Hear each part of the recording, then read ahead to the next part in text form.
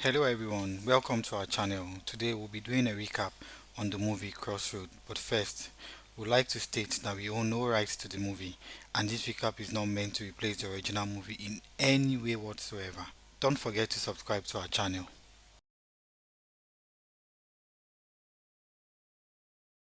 This movie starts with university students performing a play, but they are interrupted when a group of cultists chase a man into the theater, shooting at him. They eventually catch up with him and kill him. Here we see Eriola and her friends talking about all that happened at the theater the previous night. They acknowledge the growing threat of cultism, an issue the school management must address urgently. They also praise Eriola for her exceptional performance, calling her the queen of the drums. As their conversation continues, Eriola's dad walks by and they all greet him. Eriola, not wanting her dad to know about their conversation, changes the topic immediately, just as her friends take their leave. Anyways, as she steps back in, her dad calls her. Gege. It looks like he actually heard all their conversation. No. Eriola and her dad visit their farm. So apparently, one of his workers stole and ate 3 cracked eggs. Omo, Eriola's dad called the police to arrest the man and charge him to court for 3 cracked eggs. The next day, we see Eriola and her friends are in a hurry to meet up with their lectures, but they are called by a group of cold guys. One of her friends explains to the guy that they are late for their class and that she will attend to him later, but he insists to see her now. Eriola gets upset, telling the guy to let them be. She asks him what the relationship between good students and thugs are. Her question gets them upset. Their leader Onyeka steps forward. As he talks to her holding her hands, she slaps him. Eh? Her friends quickly drag her away from the scene. We see Onyeka and his group walking majestically. They enter a class and start attacking a rival cult group. And as security personnel respond to the scene, they all flee. Onyeka runs into a compound and ends up hiding inside Eriola's room. He is eventually caught when he tries to leave the compound. Unfortunately, Eriola is also arrested for harboring him. The next day at school, Eriola's friends find out she and Onyeka have been rusticated. They can't believe it. Still under investigation, the police bring Eriola to her father's house to search the place for more evidence. Apparently, her dad has already disowned her and tells the police not to address Eriola as his child. They also take Oyekan to his brother's house to search the place, but find nothing as well. We see Onyeka being interrogated about the whereabouts of his fellow cult members who were involved in the attack with him, but he denies any knowledge of them. Instead, he insists that Eriola should be released as she knows nothing about the incident. Eriola has written a letter to her dad, asking for forgiveness, admitting her mistakes, and pleading with him not to forsake her. Onyeka and Eriola have finally been released from jail. As she gets into her friend's house, she sees Oladuni's dad and immediately kneels to greet him, asking for his forgiveness. He welcomes and prays that such an ordeal wouldn't happen again. The next day, Oladuni's dad goes with Eriola to see her father. He pleads with him to forgive and accept Eriola back home.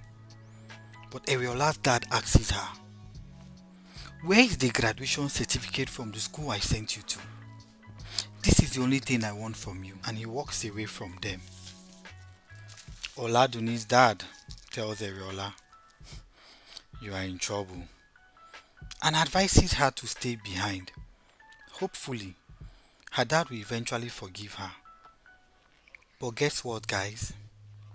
Later that evening, Eriola's dad throws her out of the house. As Eriola walks away, she notices that she is being followed by 2 men who happen to be members of Onyeka's rival cult group. As they continue following her, Onyeka suddenly pulls her away and they both run to safety. Upset, Eriola tells Onyeka to leave her alone, demanding, "What do you want from me? Look what you've done to me." Onyeka responds, "I want to keep you safe." "Safety? With you, Onyeka? Don't take advantage of me. Leave me alone." Onyeka explains, "You're not safe. The guys chasing you think you're one of us and want revenge on you. You can't defend yourself against them. You need me. Eriola is upset with Onyeka about their current situation and regrets helping him. Onyeka pleads with her not to be upset, admitting his role in their predicament.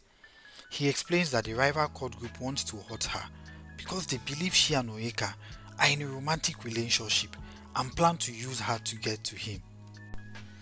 Eriola walks in on Onyeka dressing up and starts admiring him in her thoughts. Eriola. She asks where he's going. He tells her he just got a job. Surprised. Eriola wonders if it's legitimate, but he assures her it is and adds that he secured a position as a supervisor in a building materials company. She congratulates him. Meanwhile, Benga, the rival cult group leader, is furious at his men. He reminds them that this Onyeka killed some of their members, escaped and vanished just like that. He tells them, if you miss him, take someone close to him. While Eriola is at the market buying groceries, she notices two men following her again. She rushes home in an attempt to escape from them, but they are right behind her. As they arrive at her gate, they figure out her exact apartment, break in and fire shots inside her room, thinking she is there. Coincidentally, Onyeka is close by and hears the gunshot. He rushes home to see them running out of his compound as they drive off. Onyeka is terrified that Eriola might have been killed. He searches the house frantically but can't find her. Eriola emerges unharmed from the garage, overjoyed to see her safe. Onyeka hugs her and takes her out of the compound. After narrowly escaping death, Onyeka tells Eriola about his past. I followed my father's path. Society isn't to blame for every wayward child. My father taught me to understand people's language, their love for chaos and mayhem, unknowingly harming ourselves and others. Eriola tells him, life has two sides, like a talking drum. A wise person learns, but a fool repeats mistake. Learn from this. Onyeka responds, I am tired of this. My past life is the reason Benga and Felix are after me. If not, you know who I am. But I promise you, my past behavior is behind me. Mr. Fela arrives at Eriola's house and is greeted by her dad, who praises him as a fantastic son worth more than one. After a while, Fela hands an envelope over to him. As Eriola's dad opens it, he says, a master's degree in business administration from New York State University? I am proud of you. You deserve a handshake.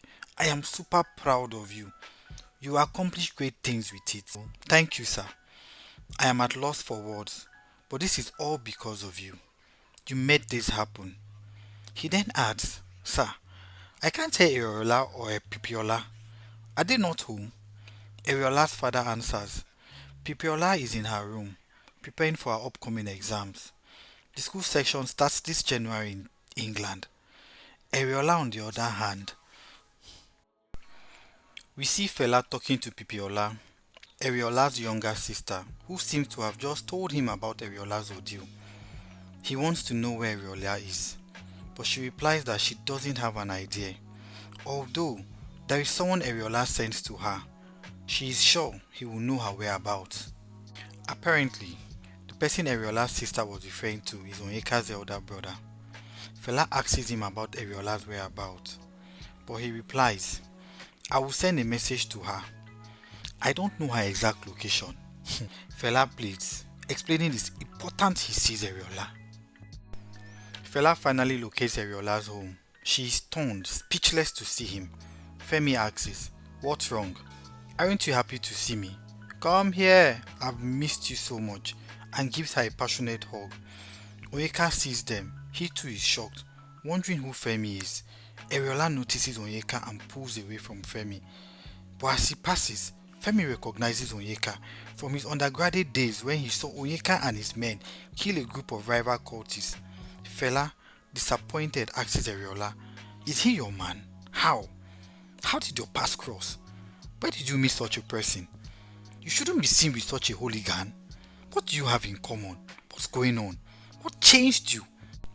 Onyeka is upset with Eriola because of her recent visitor. He confronts her about not mentioning someone else in her life, but she explains, It's been a long time since I spoke with Adefela.